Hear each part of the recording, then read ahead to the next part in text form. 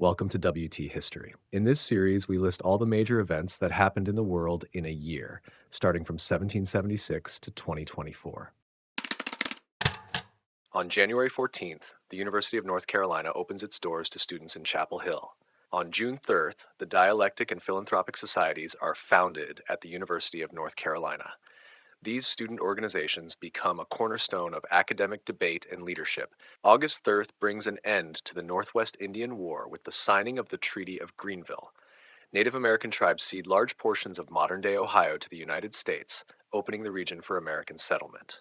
On September 5th, the U.S. signs a treaty with the Dey of Algiers, agreeing to pay $23,000 annually to protect American ships from piracy in the Mediterranean. October 27 sees the signing of the Treaty of Madrid between the U.S. and Spain. This agreement establishes clear boundaries between Spanish colonies and the United States, easing tensions and fostering trade. On December 28th, construction begins on Yonge Street in York, Upper Canada, modern-day Toronto. Once recognized as the longest street in the world, it becomes a vital artery for trade and travel. In 1795, the Hudson's Bay Company builds Fort Edmonton, a trading post that eventually grows into the city of Edmonton, Alberta. This marks the expansion of European influence in Western Canada. Turning to France, on January 16th, French forces occupy Utrecht in the Netherlands during the Flanders Campaign. A week later, on January 23rd, the French 8th Hussars Regiment executed a remarkable feat by capturing the Dutch fleet at Den Helder.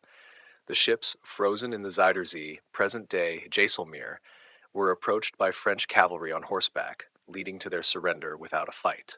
From March 13th to 14th, the British and Neapolitan fleets defeat the French at the Battle of Genoa. On April 5th, France and Prussia sign the Peace of Basel, marking Prussia's withdrawal from the War of the First Coalition.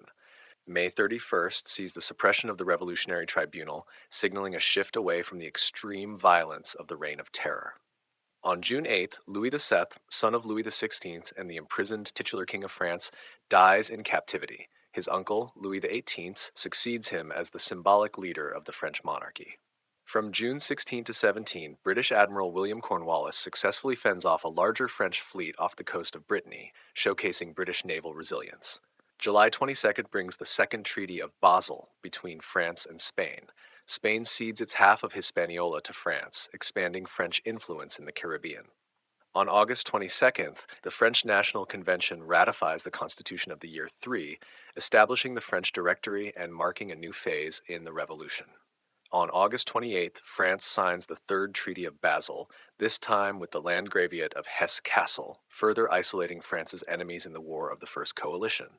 October 1st sees the Austrian Netherlands annexed to France as the Belgian departments, expanding French territory and influence. On October 5th, royalist riots in Paris are crushed by troops under Paul Barras and a young Napoleon Bonaparte. This victory solidifies Napoleon's rise to prominence. Before moving to global history, if you are enjoying this series, please consider subscribing. On January 18th, the Batavian Revolution rocked Amsterdam. William V, the Prince of Orange and stadtholder of the Dutch Republic, fled the country. This marked the end of the Dutch Republic, which had stood for over 2 centuries. Just a day later, on January 19th, the Batavian Republic was proclaimed, aligning the Netherlands with revolutionary France and its ideals of liberty and equality. Fast forward to March 29th, and we're in Vienna, where a young Ludwig van Beethoven made his public debut. He performed his second piano concerto, conducted by none other than his teacher, the legendary Antonio Salieri. On April 8th, love, or perhaps politics, was in the air. George, Prince of Wales, married Caroline of Brunswick. Their marriage was far from happy, but it was a significant event in British royal history. On April 23rd, former Governor-General of India Warren Hastings was acquitted by the British House of Lords after a long trial for misconduct. This verdict ended one of the most famous impeachment trials in British history. Meanwhile, in the Pacific, May 1st saw the Battle of Nuuanu, where Kamehameha I of the island of Hawaii defeated the Oahuans. This victory solidified his control over the major Hawaiian islands, officially founding the Kingdom of Hawaii. Tragedy struck Copenhagen from June 5th to 7th when a massive fire broke out in a naval warehouse. It destroyed 941 houses, leaving much of the city in ruins. On July 25th, construction began on the Pontysilt Aqueduct in Wales. This engineering marvel, still standing today, was a testament to the ingenuity of the Industrial Revolution. On August 17th, a large slave rebellion erupted in Curaçao. It was brutally suppressed the following month, but it highlighted the growing resistance against the brutal system of slavery. On August 25th, British forces captured Trincomalee in Ceylon, modern-day Sri Lanka, a strategic victory in their efforts to control the Indian Ocean. On September 11th, the Battle of Kretsanisi took place. Persian Emperor Aga Muhammad Khan Qajar defeated the forces of Heraclius II of Georgia, marking the beginning of Persian dominance in the region. On September 15th, British forces captured Cape Town in the Dutch Cape Colony. This strategic move was aimed at countering French naval power. On October 24th, the Third Partition of Poland was finalized. Poland was divided among the Habsburg monarchy, Prussia, and the Russian Empire.